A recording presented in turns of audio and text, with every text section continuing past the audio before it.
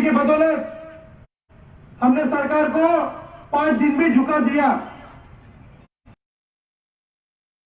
कि अधिकारी ने हमें उस अगस्त माह के 5 दिन के हड़ताल में ही लिखित रूप से लिख के दिया था कि आयुध निर्माणियों का कॉर्पोरेशन विदाउट फेडरेशन के नॉलेज में नहीं किया जाएगा। लेकिन बड़े दुख के साथ बताना पड़ता है कि वित्त मंत्री ने और सरकार ने जो हमें आश्वासन दिया था, सरकार ने भी इस आश्वासन को तोड़ा। सरकार ने जो हमें लिखित रूप से दिया था, सरकार ने उस लिखित रूप के आश्वासन को तोड़े आयुध निर्माणियों के दिया। साथियों, हमारे फेडरेशन के नेता और हमारा फेडरेशन हमेशा लड़ने के लिए तैयार रहता है। हम कभी भी पीछे नहीं हटे। आपने देखा होगा जब 1 महीने का हड़ताल का आगाज किया था तो पूरे वर्ल्ड में उसकी तारीफ की गई थी, क्योंकि पूरे वर्ल्ड में कोई भी ऑर्गेनाइजेशन में हड़ताल 100% सफल कहीं नहीं हुआ। लेकिन हमारे फेडरेशन की एकता की वजह से हमने वो करके दिखाया, सरकार को झुकाया, लेकिन सरकार ने हमें धोखा दिया। मैं आपको बताना चाहता हूं, सरकार ने अभी जो घोषणा की है उसके तुरंत बाद इस लॉकडाउन के परिस्थिति में भी हमारे फेडरेशनों ने अनिश्चितकालीन हड़ताल करने का निर्णय लिया है। जैसे परिस्थिति सामान्य हो जाएंगे, संभवतः अगले महीने हम अनिश्चितकालीन हड़ताल की शुरुआत कर देंगे। साथियों, उसी के पक्ष में कल दिनांक 10 जून को ऑर्डिनेंस एम्प्लॉइज यूनियन एआईडीएफ की तरफ से स्ट्राइक ब्रेक का आयोजन किया है। 11 जून को आईएनटीडब्ल्यूएफ ऑर्डिनेंस फैक्ट्री कर्मचारी यूनियन से स्ट्राइक ब्रेक का आह्वान किया है। तो आप सभी लोगों से हम निवेदन करते हैं कि सभी लोग स्ट्राइक ब्रेक में शामिल होइए।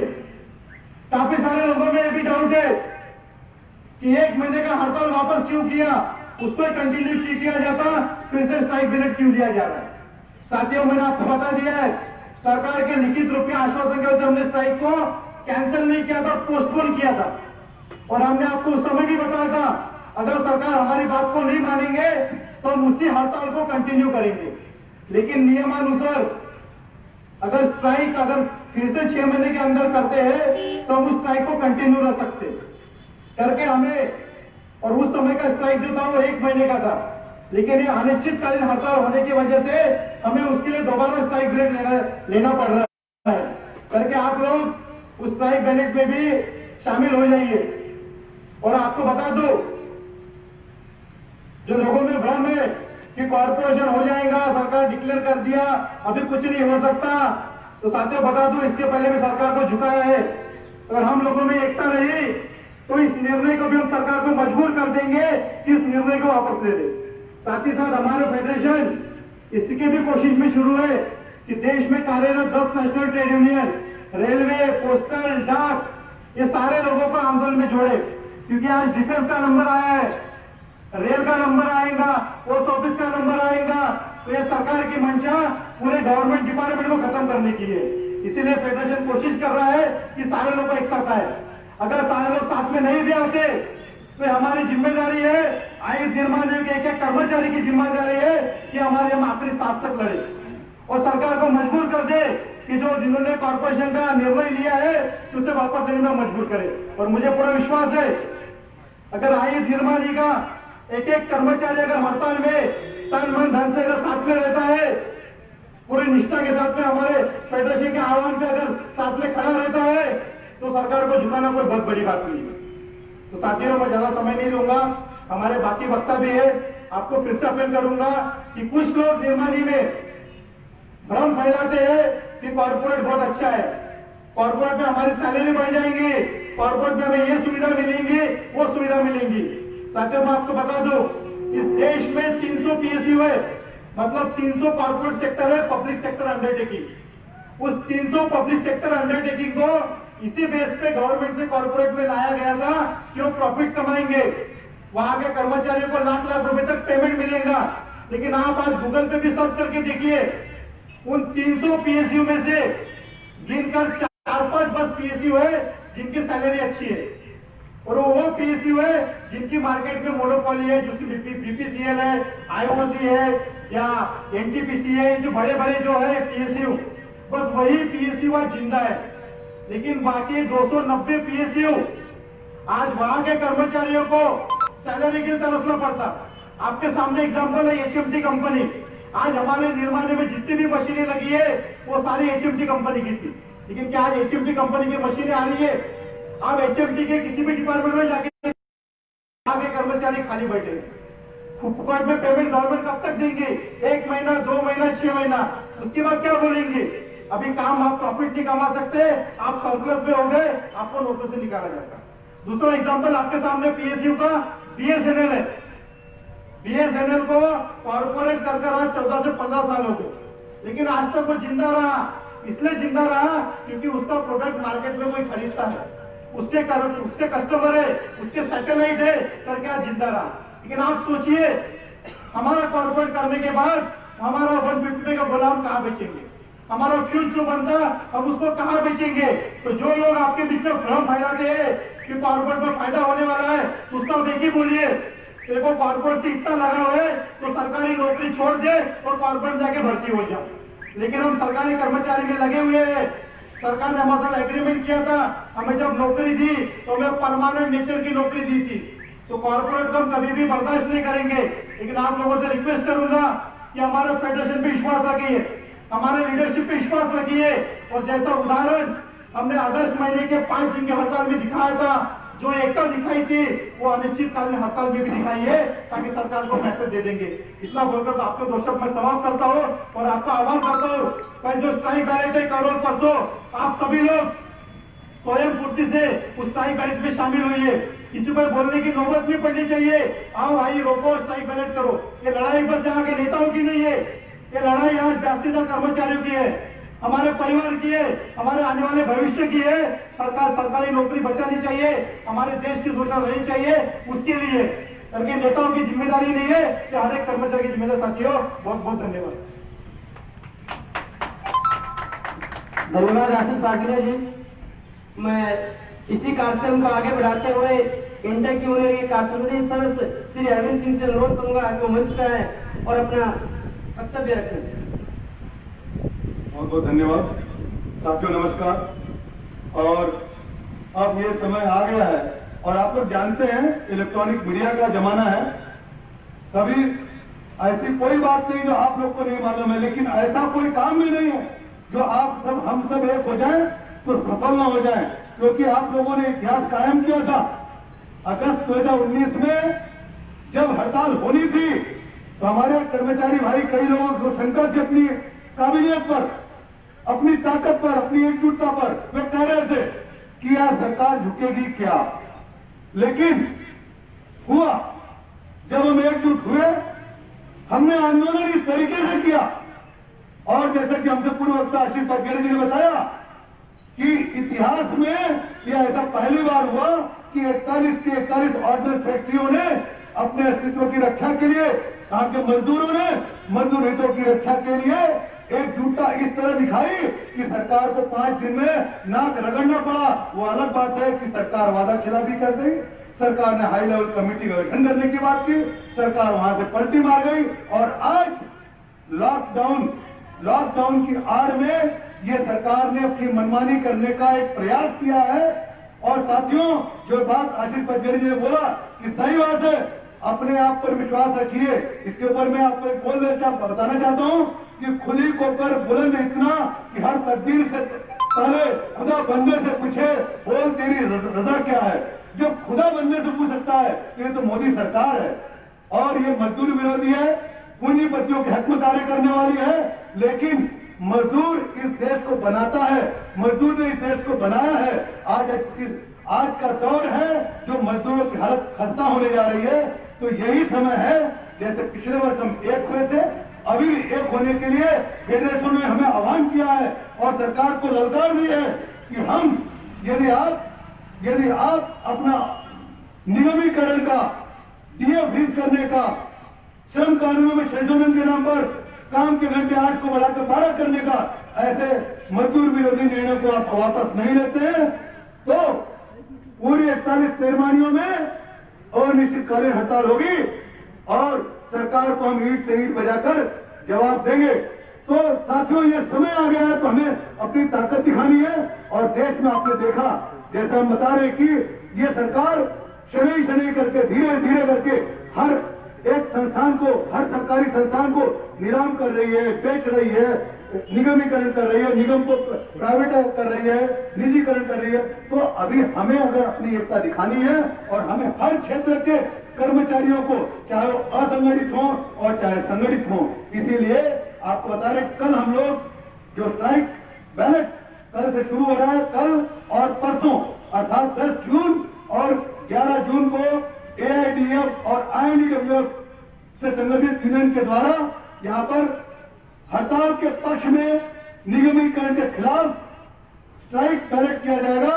आप सबसे अनुरोध है कि आप सब इसमें भाग लें और हड़ताल के पक्ष में अपना मतदान दें, मजदूर की एकता को आप बुलंद करें और एक संदेश दें इस हड़ताल के स्ट्राइक बैलेट के माध्यम से कि हाँ, मजदूर हमारा उस दिन भी एक था, आज भी एक है। सरकार उस दिन भी पलटी मारी थी, आज भी पलटी मार रही है, लेकिन सरकार को सीधा करेगा ये देश का मजदूर। इसलिए इतना कहकर अपने वाणी में विराम देना चाहूंगा, क्योंकि हमसे बाद में भी एक वक्ता है और वो भी आपको बहुत सारे महत्वपूर्ण मुद्दों पर रोशनी डालेंगे। इतना कहकर अपनी वाणी में विराम देता हूं। बहुत बहुत धन्यवाद साथियों। और एक बार पुनः अपील करता हूं कि कल के स्ट्राइक बैलेट में पुरजोर तरीके से और आप झंडा को अलग रखकर अपनी मजदूर हितों को सर्वोपरि रखते हुए हड़ताल के पक्ष में मतदान करेंगे। इतना ही आपका आह्वान है। ये मत सोचिए कि आज किया था चुनाव, मतदान किया था, कल क्यों करूं। आज भी करना है, कल करना है, जब होगा तब करना है और हर समय हड़ताल के पक्ष में मतदान करना है। इतना कहकर आप सभी को बहुत बहुत धन्यवाद। जय हिंद, जय भारत। धन्यवाद अरविंद सिंह जी। अब मैं इस कार्यक्रम की अगली कड़ी में एक ऐसे व्यक्ति को बुलाना चाहता हूं, एक ऐसे संगठन के अध्यक्ष को बुलाना चाहूंगा जिनकी फेडरेशन से किसी भी तरह का अभी तक गाइडलाइन नहीं आने के बावजूद मजदूर हित में हमेशा वाहिद निर्माण एम्बेसडर नागपुर में मजदूरों के कंधे से कंधे मिला करके प्रत्येक हड़ताल में, प्रत्येक आंदोलन में साथ देता है। मैं वैसे व्यवसायिक कामगार यूनियन की संगठन के अध्यक्ष श्री जगदीश गजबे जी से अनुरोध करूंगा कि मंच पे आए और अपना वक्तव्य रखें।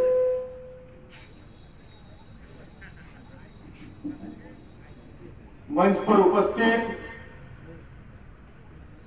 संयुक्त संघर्ष समिति के निर्माणी में कार्यरत ordnance employees union, ordnance factory कर्मचारी यूनियन तथा लोकशाही कामगार यूनियन के अध्यक्ष महामंत्रीगण तथा इस द्वार सभा को सुनने के लिए एकत्रित हुए मेहनतकश कामगार भाइयों, आप सबको जय कामगार, जय भीम।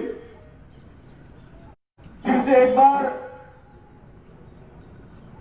निगमीकरण के खिलाफ अपनी रोजी रोटी को बचाने के लिए, अपने भविष्य को बचाने के लिए सरकार के मजदूर विरोधी नीतियों के खिलाफ फिर से एक बार अनिश्चितकालीन हड़ताल का आगाज राष्ट्रीय स्तर पर कार्यरत तीनों रक्षा क्षेत्र के महासंघों ने किया है। आपको भली भांति मालूम है कि अगस्त 2019 में निगमीकरण के फैसले के खिलाफ एक राष्ट्रव्यापी हड़ताल का आयोजन हुआ और दुनिया के इतिहास में उसको आप लोगों ने बड़े ही शानदार तरीके से सफल बनाकर सरकार को एक कड़ा संदेश देने का काम किया। कहीं ना कहीं आपके एकता से घबराकर सरकार ने कुछ समय के लिए अपने निगमीकरण के फैसले को रोक के रखा था, लेकिन जैसे ही ये एक कोरोना का क्राइसिस पूरे विश्व के साथ साथ भारत देश में आया और राष्ट्रीय लॉकडाउन के आड़ में सरकार ने फिर से एक बार निगमीकरण के पिल्लू को बाहर निकालकर 82,000 रक्षा कर्मचारियों के पीठ में छुरा घोंपने का काम किया और मजदूरों के पीठ में छुरा घोंपने वाली सरकार को फिर से एक बार मजदूरों के एकता का कड़ा तमाचा मारने के लिए आने वाले समय में अनिश्चितकालीन हड़ताल का आगाज जो रक्षा क्षेत्र में कार्यरत हमारे तीनों फेडरेशनों ने किया है। और बड़े खुशी की बात है कि हमारा जो फेडरेशन है, जो परम पूज्य डॉक्टर बाबा साहब अम्बेडकर के विचारों पर आधारित है, जिसका नीला झंडा है और 32 निर्माणियों में जिससे संलग्नित यूनियनें काम करती है, ऐसा अखिल भारतीय बहुजन प्रतिरक्षा श्रमिक महासंघ AIPDF, उसने भी कल हमको निर्देश दिया कि निर्माणी को बचाना है, मजदूरों के हित को बचाना है। इसलिए मजदूर एकता का परिचय देते हुए तमाम हमारे एफिलिएटेड ट्रेड यूनियन आने वाले इस हड़ताल में सक्रिय रूप से समर्थन और अपना सहयोग देगी। और इसलिए उस हड़ताल को, जैसा कि इसके पहले की निगमीकरण की हड़ताल हमने 100% सफल बनाई, इस हड़ताल को भी जो प्रस्तावित अनिश्चितकालीन हड़ताल है, ऐतिहासिक हड़ताल है और रक्षा क्षेत्र में पहली बार अनिश्चितकालीन हड़ताल होने जा रही है। और इस हड़ताल को भी शानदार तरीके से सफल बनाना ही होगा, तो ही हमारा भविष्य हम इस सरकार के हाथों से बर्बाद होने से बचा सकते हैं। उसी के साथ साथ श्रम कानूनों में संशोधन करके परम पूज्य डॉक्टर बाबा साहब अम्बेडकर ने जो industrial dispute act, factory act में जो सहूलतें, जो कानून हम मजदूरों को दिए, 8 घंटे काम, 8 घंटे आराम और 8 घंटे मनोरंजन का अधिकार, उसको भी यदि बरकरार रखना है तो आने वाले समय में संघर्ष के सिवा कोई पर्याय नहीं है। और इसलिए ये जो संघर्ष का आगाज हुआ है, लोकशाही कामगार यूनियन मजदूर हित में, जैसा कि इसके पहले भी हर आंदोलन में कंधे से कंधा मिलाकर मजदूरों के हक में आवाज बुलंद करते रही, इस आंदोलन में भी हमारा सक्रिय समर्थन और सहयोग रहेगा। और आपसे अनुरोध करता हूं कि कल और परसों 10 और 11 तारीख को जो हड़ताल के पक्ष में मतदान का कार्यक्रम आयोजित किया गया है, उसमें आप सभी बढ़ चढ़ के हिस्सा लेंगे और हड़ताल के पक्ष में 100% अपना मतदान करके इस हड़ताल को सफल बनाने के लिए अपनी एकजुटता का प्रदर्शन करेंगे। इसी आशा और उम्मीद के साथ में फिर से एक बार, मेहनत वालों अब तो जागो, मेहनत करने वालों अब तो जागो, अब वक्त ने तुम्हें पुकारा है, वरना कल कुछ भी न रहेगा, आगे घनघोर अंधियारा है। इसी संदेश के साथ कि आने वाले समय में अगर हमारे भविष्य को बर्बाद होने से कोई बचा सकता है तो केवल हम ही बचा सकते हैं और हमारी एकता ही बचा सकती है। इसी संदेश के साथ आप एकजुट होकर हड़ताल के संबंधित हर कार्यक्रम में बढ़ चढ़कर हिस्सा लेकर इस हड़ताल को शानदार तरीके से कामयाब बनाएंगे। इसी अपील के साथ मैं अपने वाणी को विराम देता हूं। जय भीम, जय कामगार, जय भारत। मजदूर एकता जिंदाबाद, जिंदाबाद जिंदाबाद, मजदूर एकता जिंदाबाद, जिंदाबाद जिंदाबाद, संयुक्त कृषि समिति जिंदाबाद, जिंदाबाद जिंदाबाद, संयुक्त कृषि समिति जिंदाबाद, जिंदाबाद जिंदाबाद, मोदी सरकार मुर्दाबाद, मुर्दाबाद मुर्दाबाद, मोदी सरकार मुर्दाबाद, मुर्दाबाद मुर्दाबाद, मजदूर विरोधी मोदी सरकार मुर्दाबाद। डीए फ्रीज का निर्णय वापस लो, वापस लो, वापस लो, डीए फ्रीज करने का निर्णय वापस लो, वापस लो, वापस लो, निगमीकरण का निर्णय वापस लेना होगा, लेना होगा, लेना होगा, निगमीकरण का निर्णय वापस लेना होगा। लेना होगा, लेना होगा। हमारे श्रम कानूनों में संशोधन नहीं चलेगा, नहीं चलेगा, नहीं चलेगा, श्रम कानूनों में संशोधन नहीं चलेगा, नहीं चलेगा, नहीं चलेगा, काम के घंटे 8 से 12 नहीं चलेंगे, नहीं चलेंगे, नहीं चलेंगे, काम के घंटे 8 से 12 नहीं चलेंगे। नहीं चलेंगे, नहीं चलेंगे। मजदूर एकता जिंदाबाद, जिंदाबाद जिंदाबाद, मजदूर एकता जिंदाबाद। जिंदाबाद जिंदाबाद, ए सरकार होश में आओ, होश में आओ, होश में आओ, ए सरकार होश में आओ, होश में आओ, होश में आओ, होश में आकर बात करो, बात करो, बात करो, होश में आकर बात करो। बात करो, बात करो, बात तो तुमको करनी होगी, करनी होगी, करनी होगी, मांगे हमारी माननी होगी, माननी होगी, माननी होगी, मांगे हमारी माननी होगी, माननी होगी, माननी होगी। वरना हम करेंगे, बंद करेंगे। सारा भारत बंद